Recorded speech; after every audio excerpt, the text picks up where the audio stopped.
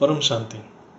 आज हम science and spirituality के बीच में जो क्या संबंध है, मतलब दोनों एक दूसरे से कैसे जुड़ा हुआ है, उसके बारे में चर्चा करेंगे। और जो ये जो समय चल रहा है इसको संगम युग बोलते हैं, क्योंकि ये जो समय है इसमें आध्यात्म और विज्ञान की मिलन हुआ है। और ये बापूजी के ज्ञान में इस बात की प्रमाण दिया गया है। तो आध्यात्म और विज्ञान की तो देखा जाए तो विज्ञान ये 100 साल में ज़्यादा ही डेवलपमेंट हुआ, लेकिन आध्यात्म तो कब से चल रहा है। तो जैसे हमारे वेद पुराण शास्त्र ये सारे में आध्यात्म की चर्चा है। और बापूजी के जो ज्ञान अभी जो धरती के ऊपर आया है, ये ज्ञान दोनों को जोड़ा है, विज्ञान को और अध्यात्म को जोड़ा है। इस बात को हम जब समझ लेंगे तो हमारे बुद्धि का विकास होगा और हमारा बुद्धि निश्चय बुद्धि हो जाएगा। तो आज हम ये दोनों ज्ञान और अध्यात्म को समझेंगे और दोनों का जो संबंध या संगम, दोनों का मिलन को अंतर्मन से अनुभव करेंगे। तो बापूजी के हिसाब से ज्ञान जैसा पवित्र ये सृष्टि में कुछ भी नहीं है।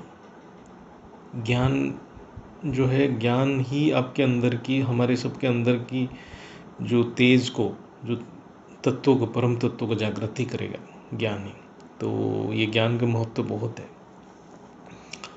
जैसे किसी को कोई दिव्य अलौकिक अनुभूति होता है या कोई अलौकिक शक्ति उसके आत्मा में आ जाता है, तो बहुत सारे आत्माओं में ये दिखता है, जिसको संसार गुरु या भगवान मान लेते हैं और उनके शरण ले लेते हैं।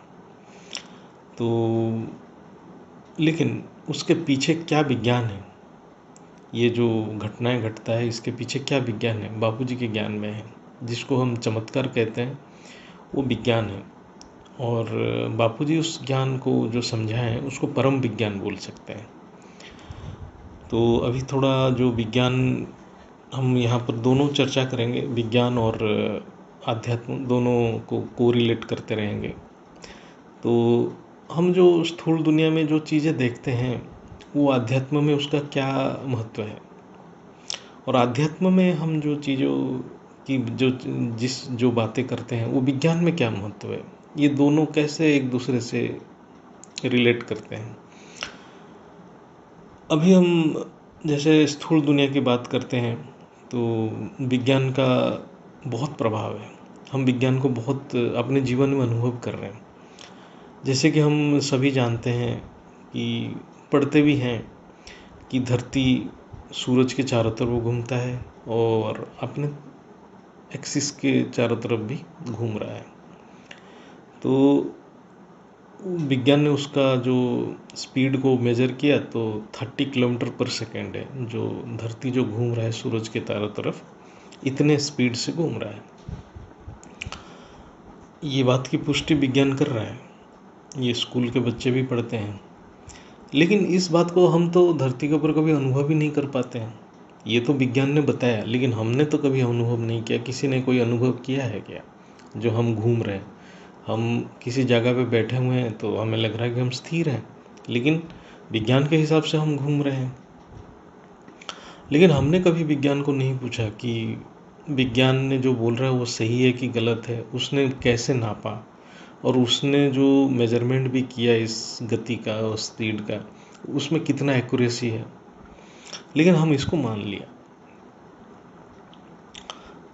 तो हम इसको मान लिया, लेकिन विज्ञान बोल रहा है कि ये हम स्थिर नहीं है, लेकिन हम मान रहे हैं हम स्थिर हैं, एक जगह पे बैठे हैं और हम ज़मीन खरीद लेते हैं और परमानेंट होने के लिए यहाँ घर भी बना लेते हैं।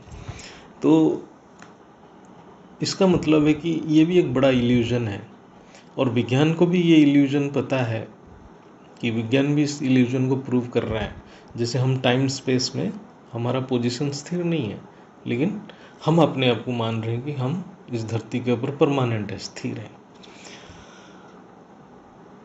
आज किसी को आत्मा के बारे में बताया जाता है, हम उसको आत्मा के ज्ञान के बारे में बताएं या हम बताएं कि आत्मा के बारे में बताएं, तो वो हमें उसका प्रूफ मांगने लग जाता है क्योंकि आत्मा को कोई डायरेक्टली ना देख सकता है ना अनुभव कर सकता है।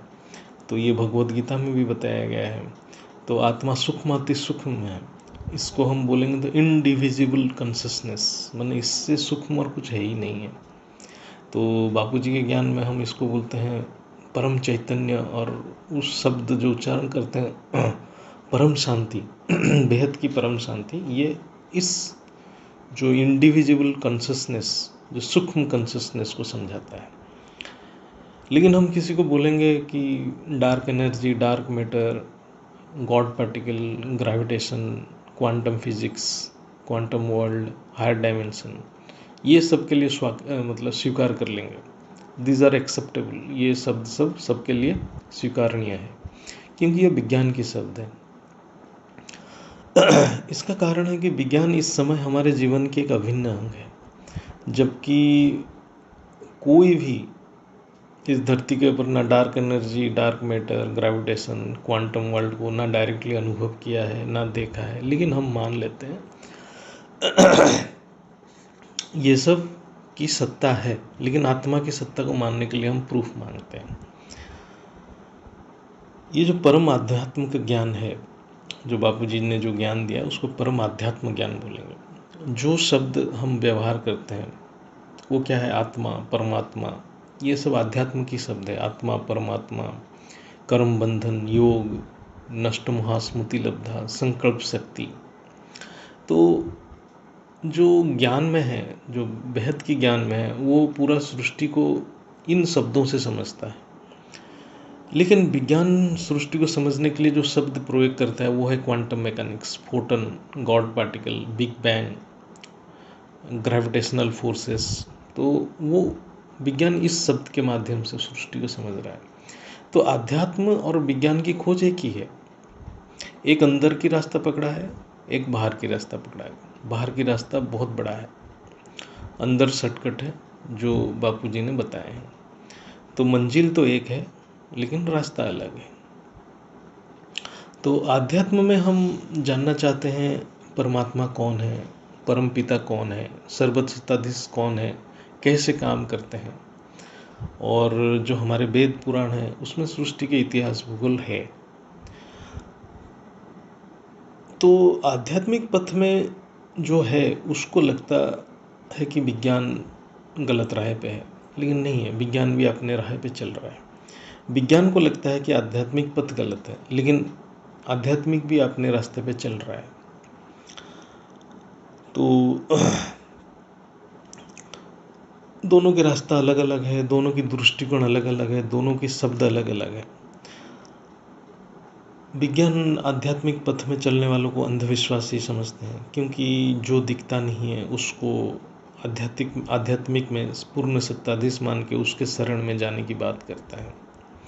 आध्यात्म विश्वास और समर्पण की बात करता है, लेकिन विज्ञान यह सब की प्रूफ मांगता है। आध्यात्म एक परम अनंत अव्यक्त ऊर्जा को मन में सत्ता दिया हुआ है, जबकि विज्ञान उस ऊर्जा को अपने स्थूल साधन से नापना चाहता है। तो ये डिफरेंस है दोनों में। तो विज्ञान के महत्व बहुत है आज के समय में, क्योंकि आज विज्ञान के बिना इस धरती के ऊपर रहना कोई कल्पना भी नहीं कर सकता है। विज्ञान हमारे जीवन के अभिन्न अंग है। आप सोचिए, सारे जो इंटरनेट, मोबाइल, खाना बनाना, खाना पकाना, इलेक्ट्रिसिटी, इलेक्ट्रोमैग्नेटिक फोर्सेस, ये सारे जो टेक्नोलॉजी जिसके ऊपर डेवलपमेंट है, ये सब विज्ञान की देन है। किसी को बोला जाए कि ये सब के बिना रहने के लिए, तो वो सोच भी नहीं पाएगा। एक पल हम इलेक्ट्रिसिटी के बिना रह नहीं पाएंगे। जितने भी टेक्नोलॉजी हम देख रहे हैं, सारे technology, space technology, mobile technology, GPS technology, modern physics, ये सारे जो है क्वांटम फिजिक्स, क्वांटम मैकेनिक्स की देन है।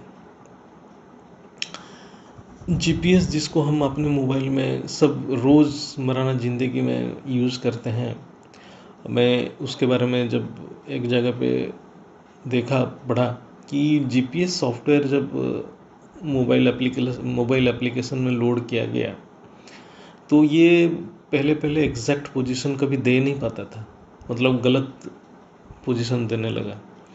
तो जब इसको रिसर्च किया गया कि ये एप्लीकेशन सॉफ्टवेयर क्यों काम नहीं कर रहा है, तो जीपीएस जो उसमें जो लॉजिक था, जो इक्वेशन था, जो सॉफ्टवेयर इक्वेशन था, लॉजिक था, उसमें मॉडिफिकेशन किया गया। उसमें क्या मॉडिफिकेशन किया गया, जो उसमें एक जनरल थ्योरी ऑफ रिलेटिविटी, जो आइंस्टाइन के जनरल थ्योरी ऑफ रिलेटिविटी के कुछ इक्वेशंस उसमें ऐड किया गया, उसमें कुछ कॉन्सेप्ट्स ऐड किया गया। General theory of relativity Einstein की जो है, वो ऐड करने के बाद, वो करेक्शन करने के बाद ही जीपीएस एग्जैक्ट लोकेशन दिया धरती के ऊपर। इसका मतलब विज्ञान की भी बहुत बड़ी कंट्रीब्यूशन है। ये बात को रियलाइज़ करना बहुत ज़रूरी है। यानी जो विज्ञान की जो योगदान भी अतुलनीय है, जो इस बुद्धि को, बेहद की बुद्धि, जो सीमित बुद्धि को इतना बेहद की बुद्धि बनाने में। तो इसलिए अनगिनत साइंटिस्ट अपना जीवन सेक्रीफाइस किए हैं विज्ञान के लिए। और ऐसे देखा भी जाए तो विज्ञान भी व्यक्त में अव्यक्त को समझना चाहता है। ये जो क्वांटम फिजिक्स है, ये अव्यक्त की बातें हैं, ये कोई क्लासिकल फिजिक्स नहीं है जो स्थूल चीज़ को ऑब्जर्व करना। तो ऐसे हम देखेंगे विज्ञान में एक ब्रांच है जो इलेक्ट्रॉनिक्स एंड टेलीकम्युनिकेशन वाले, इंजीनियरिंग वाले पढ़ते हैं। तो उसका जो बिहाइंड दैट, उसके पीछे जो विज्ञान है वो है सॉलिड स्टेट फिजिक्स। हम सॉलिड स्टेट फिजिक्स को देखेंगे तो ये भी एक क्वांटम फिजिक्स की पार्ट ही बोलेंगे, क्योंकि सारे क्वांटम फेनोमेना होता है उसके अंदर। और ये जो चीज़ है आज, जो हम अपने चारों तरफ जितने भी चीज़ें देख रहे हैं, computer, mobile, internet, fibre optics, cloud, server, जो भी देखते हैं, उसमें जो हार्डवेयर है, पूरा चिप्स है, वो सॉलिड स्टेट फिजिक्स के ऊपर आधारित है। यानी विज्ञान को हम रोज़मर्रा जीवन में व्यवहार कर रहे हैं, इसलिए विज्ञान को सभी बिना अनुभव का भी मान लेते हैं। हम उसको डायरेक्ट नहीं देखें कि वो क्वांटम मैकेनिक्स कैसे काम करता है, कैसे इलेक्ट्रॉन प्रोटॉन कैसे एनर्जी एक्सचेंज कर रहे हैं, इतना फास्ट एनर्जी एक्सचेंज कर रहे हैं, विद इन माइक्रो सेकेंड्स में वो एनर्जी एक्सचेंज करके सारे एक्टिविटी करते हैं। लेकिन हम उसको मान लेते हैं क्योंकि हम यूज़ कर रहे हैं, हम व्यवहार में कर रहे हैं इस सारे चीज़, हमारे जो उसका एप्लीकेशन हम सब यूज़ कर रहे हैं। तो मतलब विज्ञान अव्यक्त दुनिया को समझने में ज़रूर मदद करेगा। तो मनुष्य अपने चारों तरफ जो देख रहा है, जब वो सारे घटनाएं, इवेंट्स को अपने बुद्धि से समझने के लिए कोशिश करता है और उसका कारण उसको पता चल जाता है, तो वो विज्ञान बन जाता है। तो विज्ञान में हम देखेंगे कि मुख्यतः जो विज्ञान में डिफरेंट सब्जेक्ट्स है, तो उसको हम डिवाइड करेंगे तो बेसिकली हम 4 सब्जेक्ट्स में डिवाइड कर लेंगे। एक है फिजिक्स, भौतिक विज्ञान, केमिस्ट्री, रसायन विज्ञान, मैथमेटिक्स। वो तो कॉमन टॉपिक है, जनरल टॉपिक है, लेकिन that is a method to calculate, जो सांख्यिक नियम, संख्या को कैसे जोड़ते हैं, वो मैथमेटिक्स है। और एक है बायोलॉजी, जो शरीर विज्ञान और या जीव विज्ञान, उद्भिद विज्ञान, वो सब बोल सकते हैं। तो बेसिकली ये 4 में डिवीज़न हो जाता है, जो स्कूल लेवल में पढ़ाया जाता है। और बाद में इसके एप्लीकेशंस के ऊपर मेडिकल साइंस, इंजीनियरिंग साइंस और भी डिफरेंट सब ब्रांचेस निकलता है। बट ये सारे का बेसिस ये चार में डिवाइड कर सकते हैं।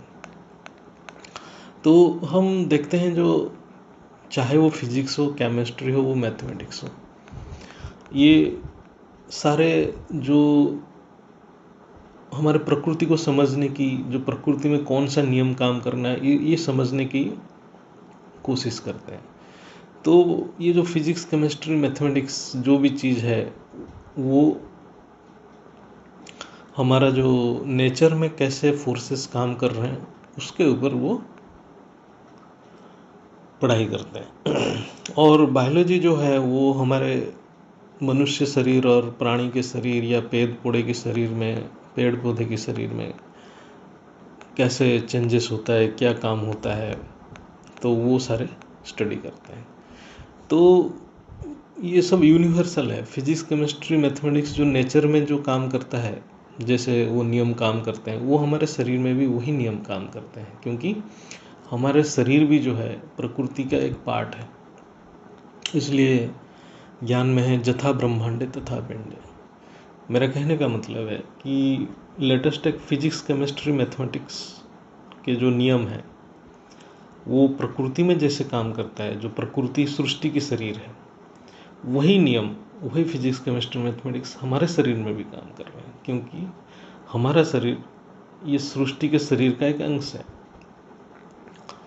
तो ये सारे चीज़ों को हम धीरे धीरे अपने बुद्धि से थोड़ा व्याख्या करेंगे, थोड़ा एनालाइज करेंगे, तो हमारे बुद्धि निश्चय बुद्धि हो जाएगा। क्योंकि इसमें सबसे इम्पोर्टेंट चीज़ है कि जो आध्यात्म में हम जो बातें बता रहे हैं उसको हम डायरेक्टली अनुभव करना मुश्किल है, उसको हम विज्ञान से समझ सकते हैं, तो इससे बुद्धि निश्चय बुद्धि होगा। परम शांति सोचो, बोलो परम शांति। Join us daily for live meditation, 10 p.m. to 11 p.m. on YouTube Live. Subscribe now. Website www.paramshanti.org. Email us anand@paramshanti.org. Like, share, subscribe. Join today.